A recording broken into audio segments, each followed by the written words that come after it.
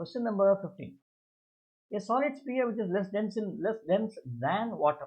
Okay.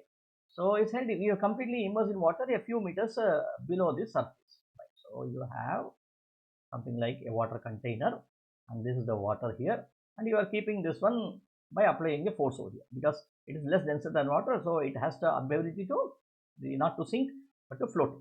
Okay, density of water is uniform. The sphere is released immediately after release. The sphere rises. What happens the moment you leave your fingers over here? The sphere starts rushing upwards, right? Okay. Which row describes the changes in the magnitudes of the upthrust on the sphere, upthrust, and the resultant force on the sphere as it rises. Now, what is upthrust?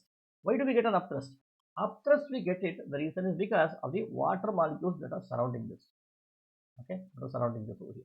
So what does it do? It constantly keep on applying. It says, okay, I'm not allowing you to come inside it. Okay, so therefore, definitely it should be constant. So these two are incorrect. It should be either of these two. Resultant force. Now, as the sphere starts coming upwards, what will happen?